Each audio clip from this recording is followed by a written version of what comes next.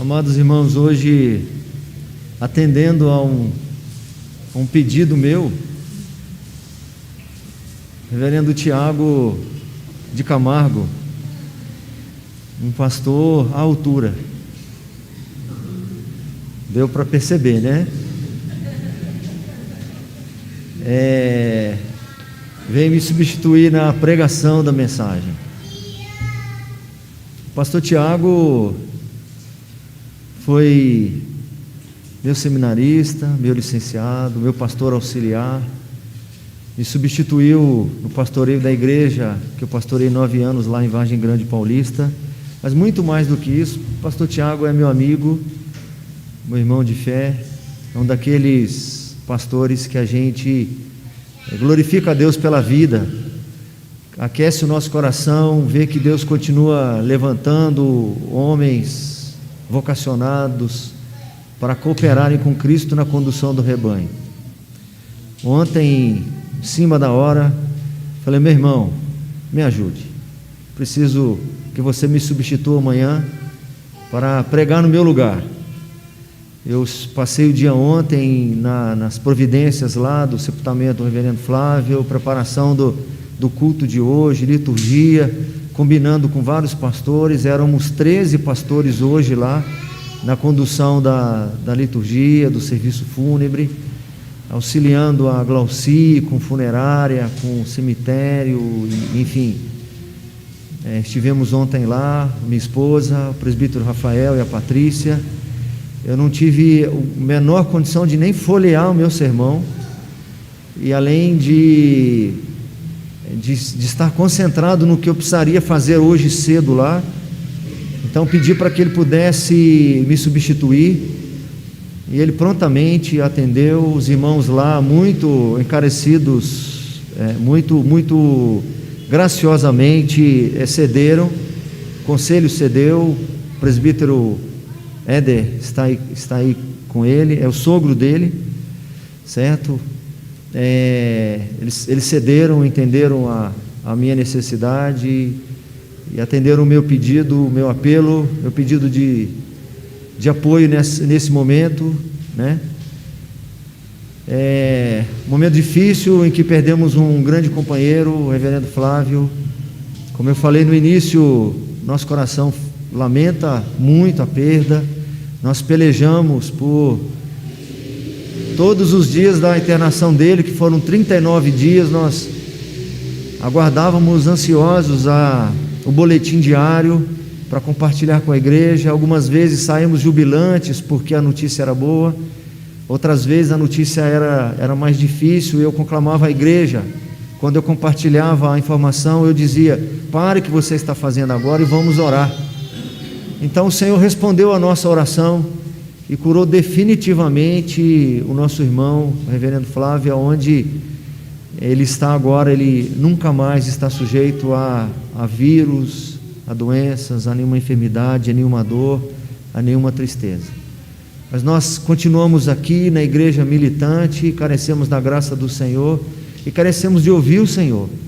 Então, nesta noite, eu precisava ouvir o Senhor e convidei um pastor que eu confio, que eu confio na sua fidelidade bíblica, na idoneidade da sua vida, na integridade do seu ministério.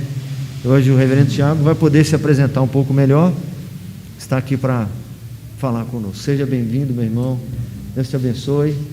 Na nossa prática lá costumeira de alguns anos que a gente se conhece, eu já o conheci, ele já era grande, mas era bem mais novo, e a gente está impedido até de dar uns abraços, como fazíamos muitas vezes, né? E ele, grandão desse jeito, ele abaixa para me dar um beijo, né? Como um filho a um pai. E eu o conheci justamente no período que ele tinha acabado de sepultar o seu pai, né? E Deus me deu a graça de acolhê-lo como filho. Então nossa relação é longeva, é íntima, é profunda, uma amizade mesmo verdadeira. Deus abençoe, meu irmão. Leve nosso abraço, presbítero Éder, da igreja presbiteriana Betel de Vargem Grande Paulista, e a sua família também, a Rafa, a Yasmin, ao Lucas e a Sofia. Deus abençoe. Amém. Posso tirar uma máscara, pastor. Pode tirar dele. Quero mais um, por favor. Queridos, graça e paz da parte de Cristo Jesus, o nosso Senhor. Amém. Amém. Grande prazer, privilégio de Deus estar aqui com vocês. Agradeço demais, pastor Wellerson, pastor Wellerson, né? Ele é mais do que um pastor, de fato ele é um pai, foi um pai espiritual. Ele não chegou na igreja apenas quando eu estava sepultando meu pai, mas quando eu estava dando os meus primeiros passos na caminhada da fé. Faziam 2 anos que eu havia experimentado o meu processo de conversão, então parte da minha vida de convertido, a maior parte dela, a maior parte da minha vida ministerial foi vivida ao lado do reverendo Wellerson. Então, eu sou grato a ele por tudo que Deus tem feito, por tudo que Deus fez na minha vida, pois sem dúvida alguma, ele foi instrumento de Deus em tudo que eu tenho experimentado da parte do Senhor. Eu louvo a Deus por ele, pela Nívia, pelo Mateus. Mateus, primeira vez que eu o vi, ele estava dentro de um bebê conforto, para vocês terem ideia. Faz tempo, hein? Não é não, Mateusão? Faz tempo. Não tinha essa cabeleira que ele tem hoje, de Sansão. Era um menino mais careca um pouquinho, tipo eu. Mas obrigado, pastor, obrigado mesmo. Eu nem sabia que eu era tudo isso. E não sou, tá? Basta conviver para descobrir. Tem muito espaço. Eita. Irmãos, sem mais delongas, vamos para a 1 de Pedro, capítulo 1. Leremos do verso 3 ao verso 9. 1 de Pedro 1, do 3 ao 9. 1 de Pedro, lá no finalzinho das Escrituras, se você abrir em Apocalipse e voltar, você encontra mais fácil. De trás para frente, você vai passar por Apocalipse, Judas, as 3 epístolas de João, 2 de Pedro e 1 de Pedro. Faça isso, vá de trás para frente, que você encontrará fácil 1 de Pedro, capítulo 1, do 3 ao 9.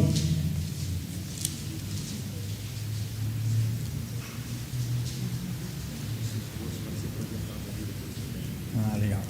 Boa. 1 de Pedro 1, do 3 ao 9, diz assim: Bendito Deus e Pai de nosso Senhor Jesus Cristo, que segundo a sua muita misericórdia, nos regenerou para uma viva esperança, mediante a ressurreição de Jesus Cristo dentre os mortos, para uma herança incorruptível, sem mácula, imarcessível, reservada nos céus para vós outros, que sois guardados pelo poder de Deus, mediante a fé, para a salvação preparada para revelar-se no último tempo.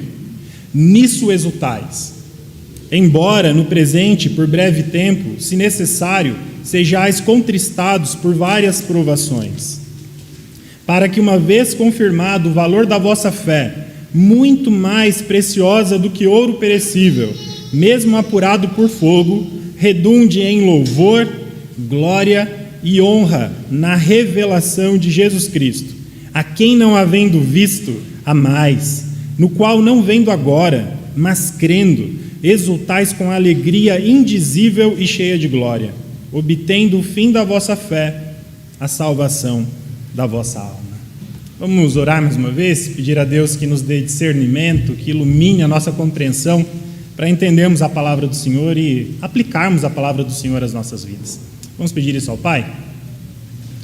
Senhor, em nome de Jesus, nós mais uma vez nos aproximamos do Senhor em oração. Somos gratos a Ti pelo privilégio que nos dá de poder prestar esse culto ao Senhor, pelo privilégio de poder entoar louvores que engrandeçam o Teu nome. Nós somos gratos ao Senhor, porque sabemos que isso tudo é dádiva, é bênção do Senhor nas nossas vidas. No entanto, ó Pai amado, nós pedimos ao Senhor agora, não apenas que as nossas vozes sejam por Ti ouvidas, mas que o Senhor nos abençoe para ouvirmos a voz do Senhor, que os nossos ouvidos estejam atentos ao que o Senhor tem a nos dizer nesta noite, para a honra e glória do Seu nome, que o Teu Espírito Santo abra a nossa compreensão, nos dê discernimento, sabedoria, ilumine as nossas mentes para compreendermos a Tua palavra, mas que não paremos na compreensão, que ao compreendê-la, ela nos transforme, ela molde o nosso caráter, mude o nosso coração, transforme a nossa mente, nos faça como Cristo, ou mais parecidos com Cristo, para a honra e glória do Teu nome. Pedimos estas coisas, pois só o Senhor pode concedê-las a nós, e pedimos no nome precioso de Jesus, o nosso Senhor e Salvador. Amém. Queridos, vocês provavelmente já devem ter visto, ou numa propaganda de TV dessas igrejas que possuem aí horários em canais abertos, ou talvez numa fachada de alguma igreja que você tenha passado aí em frente, uma propaganda mais ou menos do tipo: venha para cá que os seus problemas vão acabar. Claro que talvez não necessariamente com estas palavras, mas algo que traga essa ideia: venha para cá e os seus problemas familiares vão acabar. Se você tem problema com a tua esposa ou com o teu esposo, vindo para cá os problemas serão resolvidos. Ou se você tem problema com a tua empresa, a sua empresa está quebrada, você está falido, vem para cá que as coisas vão ser transformadas, os seus problemas na área financeira vão acabar. Provavelmente você já deve ter visto algo desse tipo, ou na TV, ou em alguma outra propaganda dessas igrejas que vendem esse tipo de evangelho. Estas igrejas, elas dão uma impressão que uma vez que nós estamos em Cristo, nós nos tornamos imunes às dores, imunes aos sofrimentos, imunes às provações da vida. Contudo, isso não tem nada a ver com aquilo que as Escrituras nos ensinam. E não apenas com aquilo que as Escrituras nos ensinam. Se você já tem aí um período de vida, se você já viveu pelo menos 15 anos, não com Cristo, 15 anos de idade mesmo, você sabe que a vida é repleta de dor e sofrimento. Não é verdade? Nesse tempo, a igreja aqui em Votorantim tem experimentado um período desses, período de luto, período de dor, onde Deus recolheu um dos seus servos. Nós cremos no Senhor, cremos na sua promessa, somos consolados pelo Senhor, mas ao mesmo tempo o nosso coração chora, nós sofremos, nos dói, machuca. Então a vida é repleta de dor e sofrimento, e a Bíblia endossa essa verdade, que mesmo em Cristo Jesus, nós estamos sujeitos às aflições, a dores, a provações. E é exatamente disto que o apóstolo Pedro vai falar na sua primeira epístola. O apóstolo Pedro escreve para um grupo de pessoas que estava sofrendo, mas sofrendo muito. O apóstolo Pedro escreveu por volta do ano 68, 65, por ali. Década de 60, na igreja primitiva, quem era o imperador do Império Romano era Nero. E Nero foi um dos piores imperadores ao povo cristão. Para vocês terem ideia, uma das práticas de Nero era crucificar os cristãos à semelhança de Cristo, ou então colocá-los em estaca, envolvê-los com peles de animais, colocar óleo sobre eles e atear fogo para que eles iluminassem as praças públicas ali de Roma. E outras coisas piores. Gente, só porque cria em Cristo, foi morta a fio de espada, foi presa, mães viram seus filhos morrendo, pais viram os seus filhos padecendo na mão do império, filhos viram os seus pais padecendo. Um momento triste, um momento dramático, e tudo isso porque essas pessoas amavam a Jesus Cristo. Amavam a Jesus Cristo. E estas pessoas para quem Pedro escreve, ou já haviam experimentado algo do tipo, ou provavelmente experimentariam coisas desse tipo no decorrer das suas vidas. Então o apóstolo Pedro escreve para animá-los. O apóstolo Pedro escreve para tentar trazer ali uma motivação ou motivações para eles continuarem na caminhada. No entanto, quais são as motivações em meio a tanto sofrimento? Quais são, ou o que pode animar pessoas que estão sofrendo tanto? Ou o que pode nos animar diante dos sofrimentos que nós encaramos hoje? Porque ainda que não estejamos sobre a perseguição do Império Romano, ninguém aqui corre o risco de ser pendurado numa cruz, ninguém aqui corre o risco de ser colocado numa estaca, virar uma tocha viva. Louvado seja Deus por isso. Mas existem outros tipos de provações pelas quais nós passamos, não é verdade? Por defendermos o Evangelho, por crermos em Cristo Jesus. E outras provações que não estão nem muito relacionadas à nossa fé, como por exemplo, como viver num mundo tão tenebroso como esse, de pessoas tão más que praticam coisas terríveis, e basta você ligar no noticiário que você vai dar conta do que eu estou falando. O que pode nos animar então? O que pode trazer uma motivação para que a gente continue na nossa caminhada com Cristo, uma vez que Cristo não é um comprimido que eu vou tomar e eu vou estar livre das dores? uma vez que Cristo não está aqui para resolver todos os meus problemas, uma vez que Cristo ele não foi dado a nós pelo Deus Pai para que as nossas vidas fossem um mar de rosas. O que nos animará então?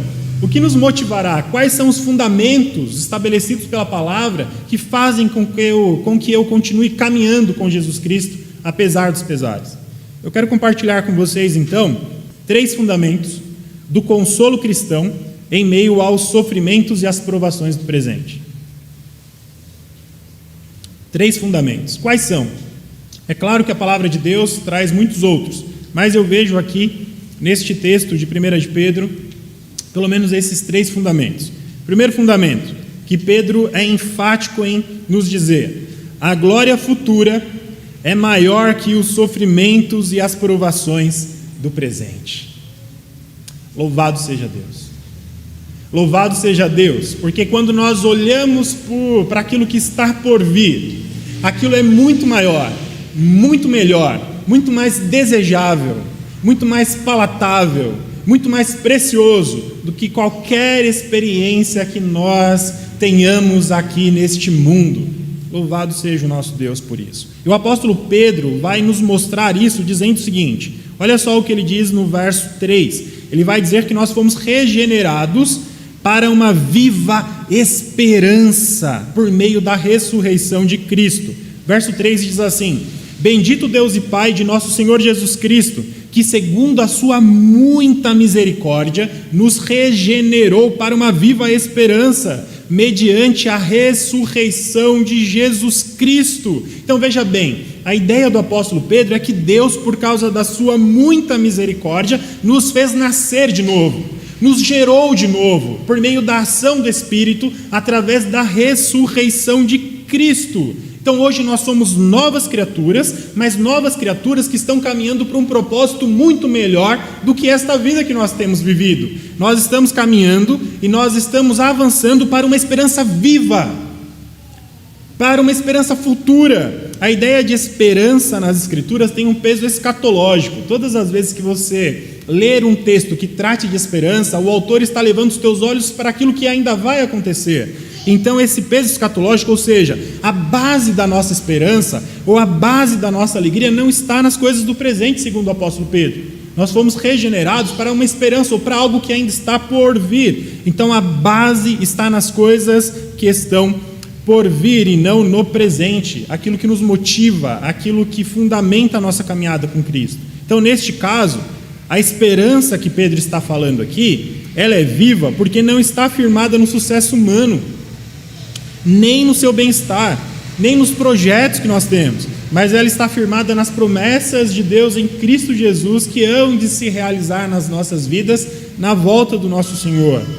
Então, por estar baseada no poder de Deus, essa esperança que Pedro cita, que é viva, ela é uma esperança concreta, ela não morre com resultados negativos. É isso que o apóstolo Pedro está ensinando para essas pessoas que estão sofrendo.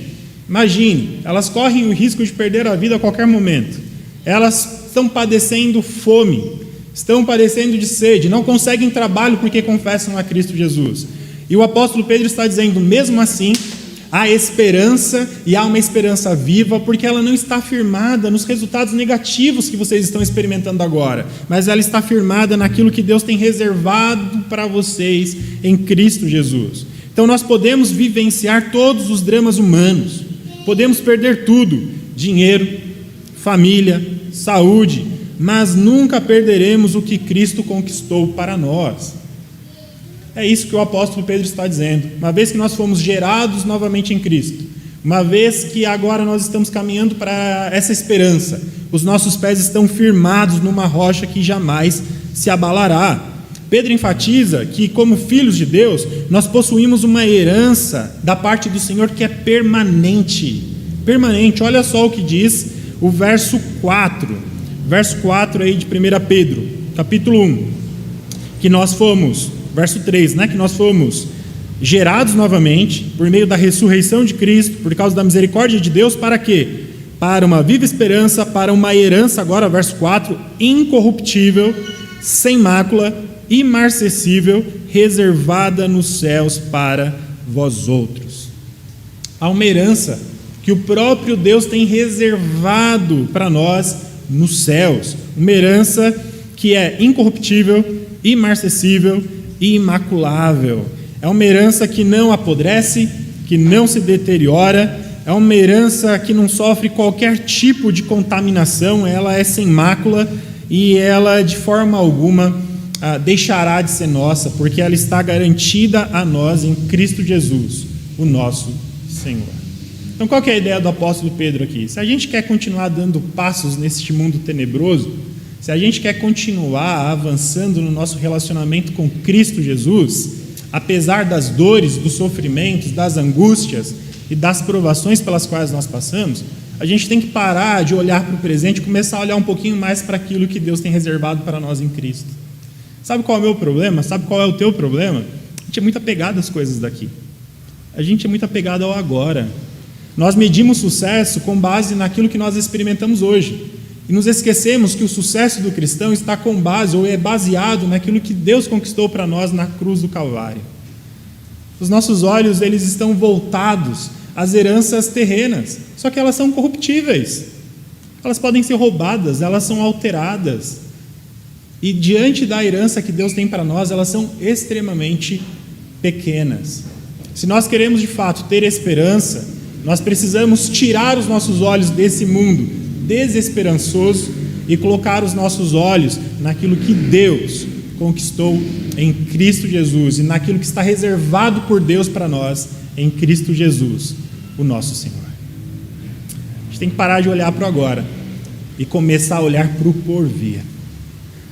Olhar por cima dos problemas para aquele Cristo que está vindo, vitorioso, reunir a sua igreja, para que nós vivamos uma vida de glória eterna diante do Pai. O apóstolo Paulo coloca da seguinte forma em Romanos capítulo 8, 18. Ele diz assim: porque para mim tenho por certo que os sofrimentos do tempo presente não podem ser comparados com a glória a ser revelada em nós. O apóstolo Paulo, ele sofreu e sofreu demais. Se você abrir lá em 2 Coríntios capítulo 11, você vai ver a quantidade de sofrimento que o apóstolo Paulo lista lá. Ele sofreu naufrágio, perseguição, abandono dos seus, ele sofreu de fome, sofreu de frio, foi assaltado, e se não bastasse, Deus ainda lhe coloca um espinho na carne para que ele não ficasse soberbo. Ele ora ao Senhor para que Deus tire esse espinho, e Deus diz: não, a minha graça te basta.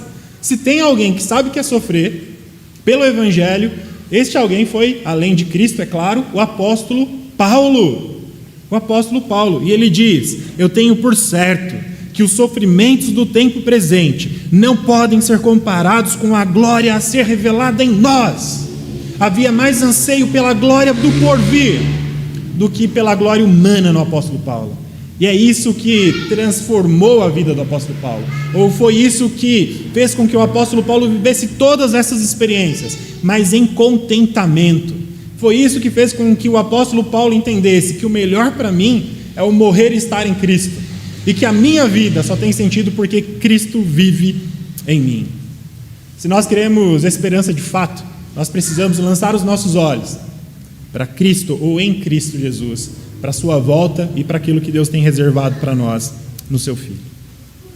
Segundo fundamento que nós encontramos no texto: Deus nos preserva e guarda em meio aos sofrimentos e provações do presente.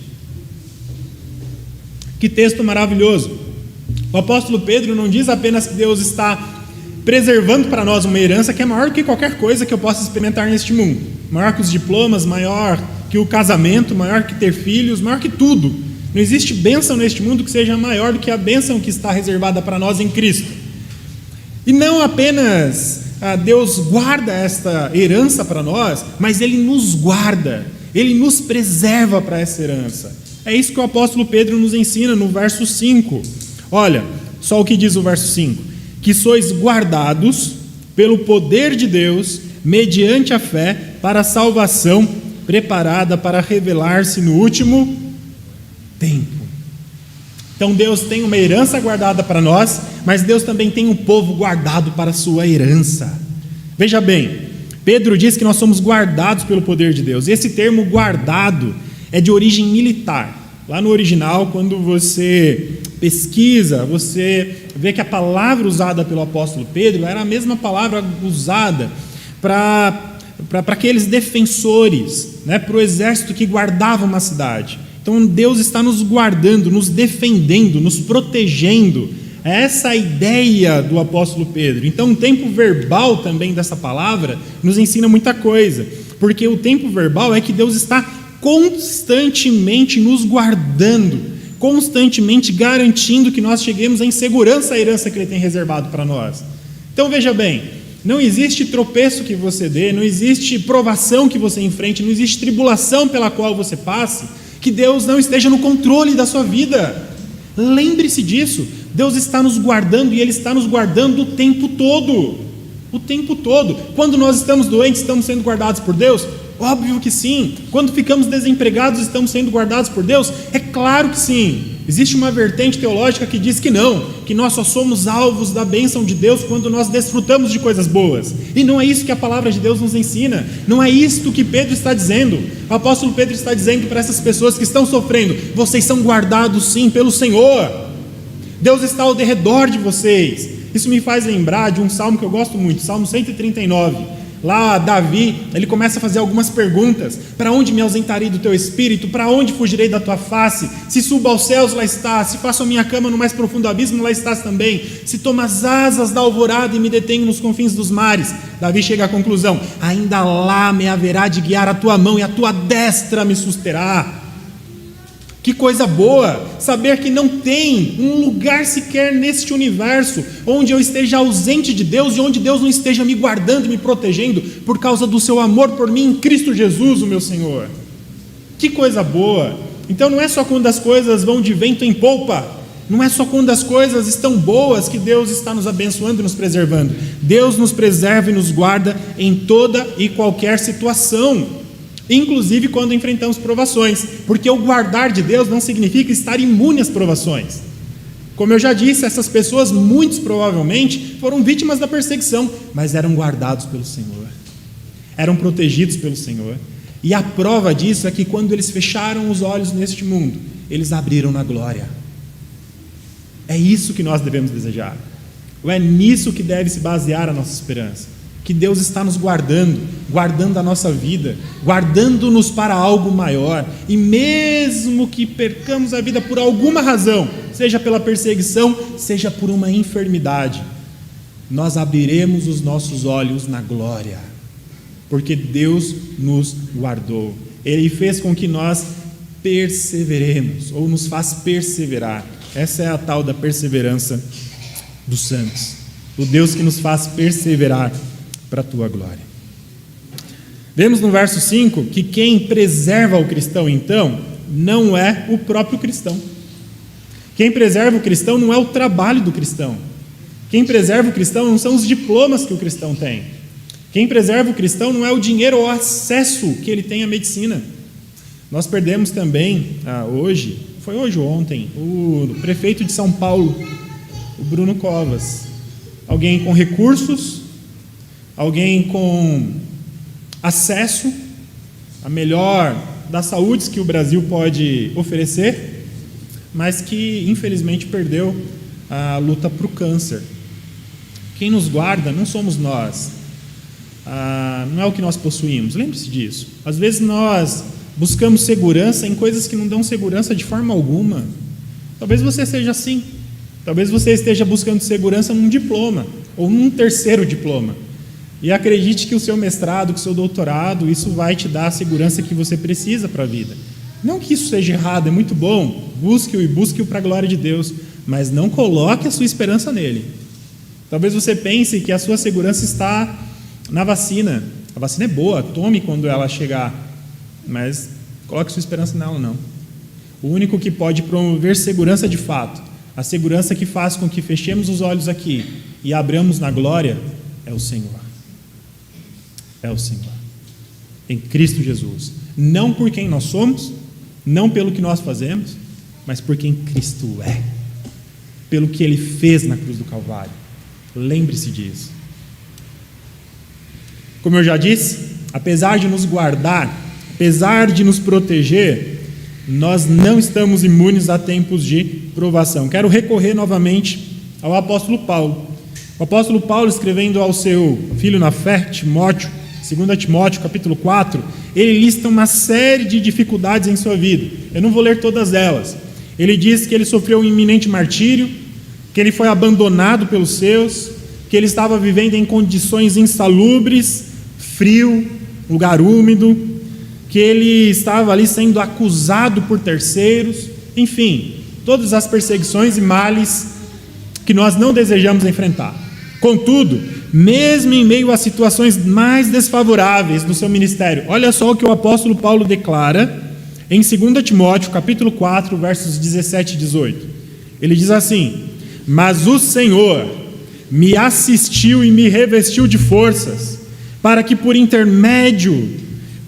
meu intermédio a pregação fosse plenamente cumprida, e todos os gentios a ouvissem, e fui libertado da boca do leão.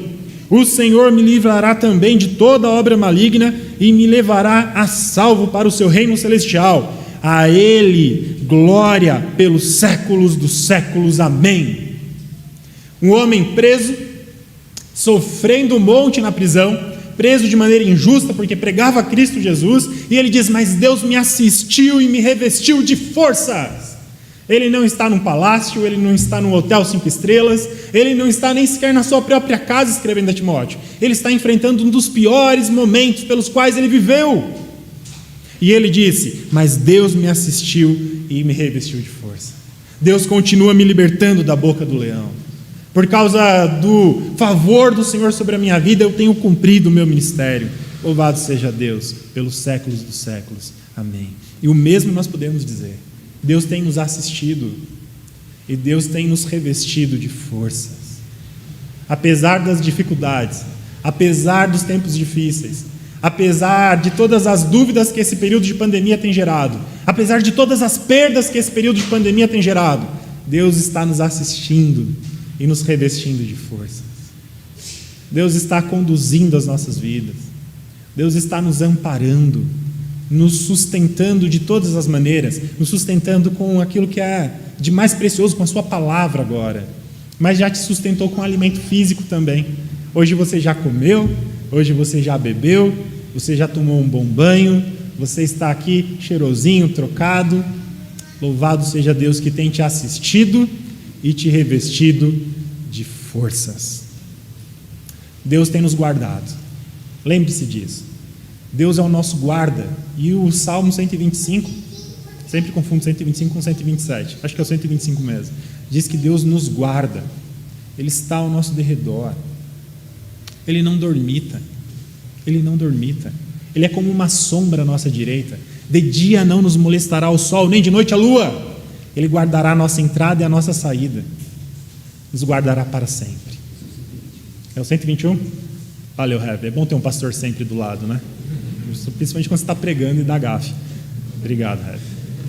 Está precisando, de repente, pode ir lá para baixo, ficar do meu lado só para auxiliar no anestesiar. Até nisso eu puxei o Rev, né? Porque ele dá umas esquecidas de vez em quando também, né? Dá umas confundidas. Até nisso. Está vendo como é influenciado? Muito bem, então Deus tem nos guardado. Salmo 121. Louvado seja Deus. Terceiro e último fundamento, irmãos. Os sofrimentos e as provações do presente são instrumentos de Deus para o fortalecimento e aprimoramento da nossa fé. É o que diz o verso 6 ao verso 9. Deus, sabe por que Deus não nos priva de sofrer? Sabe por que Deus não nos torna imunes ao sofrimento? Porque o sofrimento nos faz bem diante da ótica de Deus. Os sofrimentos, eles são instrumentos nas mãos de Deus para o aperfeiçoamento da nossa fé, para que nos tornemos pessoas mais maduras, para que tenhamos uma fé mais pura diante do Senhor. Olha só o que diz o versículo 6: nisso exultais, embora no presente por breve tempo, se necessário, sejais contristados por várias provações. O apóstolo Pedro aqui, ele vai reforçar essa ideia dizendo nisso o quê? Nas coisas que foram ditas. Vocês devem exultar porque vocês foram regenerados. Não exultem porque não há perseguição, porque a perseguição está entre vocês, no caso aqui dos leitores iniciais de Pedro, dos destinatários de Pedro. Há perseguição, Vocês não devem exultar porque não há fome, porque talvez há fome entre vocês. Mas exultem, sabe no quê? Exultem no fato de vocês terem sido regenerados por Cristo. Porque Jesus Cristo morreu e ressuscitou. Exultem porque Deus tem uma herança guardada no céu para vocês. Exultem porque Deus tem guardado vocês para essa herança. E as mesmas razões são as quais nós devemos exultar também, ou pelas quais devemos exultar. Como eu já disse, há esperança para nós em Cristo. Há esperança para nós em Cristo. Apesar das dificuldades, apesar dos dias ruins, apesar dos maus momentos todos pelos quais nós passamos, a nossa exultação está em Cristo Jesus. Ele morreu e ressuscitou, e um dia nós ressuscitaremos como Ele, porque Deus tem nos guardado. Além disso, vemos que o sofrimento confirma o valor da nossa fé e possui propósitos purificadores. Olha só o que diz o verso 7. Para que, uma vez confirmado o valor da vossa fé, muito mais precioso do que ouro perecível, mesmo apurado por fogo, redunde em louvor, glória e honra na revelação de Jesus Cristo. Então, neste versículo, versículo 7, o apóstolo Pedro compara a nossa fé ao ouro e o sofrimento ao processo de depuração. Todos aqui sabem que o ouro, quando é extraído do solo, ele não sai como a nossa aliança, né? Ele sai todo cheio de impurezas. E o que é feito para que o ouro se torne um material puro, uma matéria pura, é colocá-lo dentro de uma fornalha ardente. E ali o fogo vai queimar as impurezas e o material puro, o ouro em si, o metal valioso, ele vai ser destacado. E o mesmo Deus faz conosco. As provas, as tribulações, as dificuldades pelas quais nós passamos, são este fogo ardente que está entre nós, que o apóstolo Pedro, lá no capítulo 4, vai dizer que nós não devemos estranhar, porque é para o nosso benefício. É para o nosso benefício. É para que a nossa fé se torne uma fé mais pura. E o apóstolo Pedro ainda vai dizer que a fé purificada, em relação ao ouro purificado, é muito mais valiosa, porque ela permanece, ela dura, ela obtém coisas que o ouro não obtém. Você pode se aproximar do Senhor com toda a riqueza do mundo, com toda a fortuna do homem mais rico deste mundo, e colocar isso diante de Deus e falar: eu quero comprar um lugar na eternidade. E Deus vai dizer: não. Mas se você se aproximar com fé em Cristo Jesus, Ele vai dizer: está aqui. A fé é um dom de Deus, um meio pelo qual nós cremos em Cristo e obtemos, por meio do nosso Senhor e Salvador Jesus Cristo, pela fé que nós temos nele, uma entrada no reino de Deus. Ela é muito mais preciosa, muito mais valiosa do que o ouro mais depurado. E qual que é o resultado da aprovação da nossa fé? O apóstolo Pedro vai dizer que é o triunfo. Mais uma vez eu quero ler o verso 7, que diz assim, para que, uma vez confirmado o valor da vossa fé, muito mais precioso do que ouro perecível, mesmo apurada por fogo, redunde em louvor, glória e honra na revelação de Jesus Cristo. Então, a nossa fé, o final da nossa fé, é o louvor, é a honra, é a glória a Jesus Cristo. O verso 8 diz assim: a quem não havendo visto há mais, no qual não vendo agora, mas crendo exultais com a alegria indizível e cheia de glória. Aqui nós aprendemos um outro fundamento. A fé em Cristo Jesus não é algo que faz com que desfrutemos de alegria, de regozijo apenas na vinda de Cristo ou no futuro, mas é algo para ser experimentado agora. Quando nós cremos no nosso Senhor e Salvador Jesus Cristo, quando nós cremos que Ele vive e reina, o nosso coração é invadido por uma alegria que não pode ser discriminada, por uma alegria que não pode ser explicada. Por isso que ela é indizível e cheia de glória. É uma alegria que mesmo aqueles que estão padecendo das mais duras necessidades, mesmo aqueles que estão passando pelas mais terríveis provações, experimentam. É a alegria de quando você passa pelo luto e chora e sofre e sente saudade, mas tem o seu coração consolado pelo Senhor. Essa é uma alegria que apenas aqueles que creem em Cristo possuem. A esperança. Nós choramos ao lado daqueles de quem hoje nós temos falta, ou choramos diante de um caixão quando nós perdemos um ente querido. Mas, ao mesmo tempo, nós temos fé e esperança que em Cristo Jesus, uma vez que aquela pessoa era uma pessoa professa, que um dia haverá um tempo onde não haverá mais choro, mais dor, mais nenhum tipo de sofrimento, onde não haverá mais morte, onde todas estas coisas passarão. E isso enche o nosso coração de uma alegria que não está fixada nas coisas, de uma alegria que não está fixada nas circunstâncias, mas de uma alegria que está fixada em Cristo Jesus, o nosso Senhor. E uma vez confirmado o valor dessa fé, diante das tribulações, ou a partir das tribulações e aflições, ela redundará em louvor a Deus. E na visitação de Jesus Cristo, nos uniremos a Ele em glória. É o que diz o verso 9. Obtendo o fim da vossa fé, a salvação da vossa alma. Quero concluir, então, este tempo juntos, esse sermão, com 3 aplicações, na verdade 2 aplicações e mais um item aqui. A primeira aplicação ou a primeira verdade que nós precisamos entender de maneira definitiva é que, mesmo sendo cristãos fiéis, como o apóstolo Paulo fora fiel, como muitos destes crentes aqui eram fiéis, mesmo sendo cristãos fiéis, estamos sujeitos aos sofrimentos e às provações. Não pense o contrário. Não é porque você é um cristão fiel, lê as Escrituras, frequenta a igreja, luta contra os seus pecados, confessa-os diante do Senhor, se arrepende, busca viver em novidade de vida, que o mal não vai bater à tua porta. Não estou rogando praga, só estou dizendo aquilo que o Senhor diz. É possível que você enfrente dor, é possível que você enfrente frustração e passe pela pior de todas as tribulações, é possível. Além disso, em segundo lugar, nós precisamos então, a partir dessa verdade, ter uma postura nova em relação à vida. Qual é essa postura? 3 itens. Precisamos desejar mais a nossa herança nos céus do que os tesouros da terra. Talvez seja isso que esteja faltando em mim. Talvez seja isso que esteja faltando em você.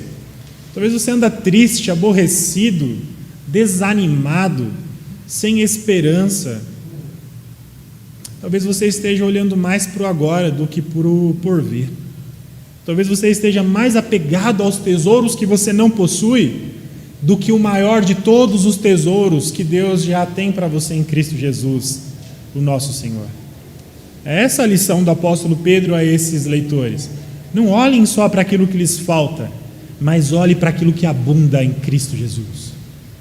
Olhe para a glória, olhe para o porvir, porque se nós não fizermos isso, nós vamos esmorecer.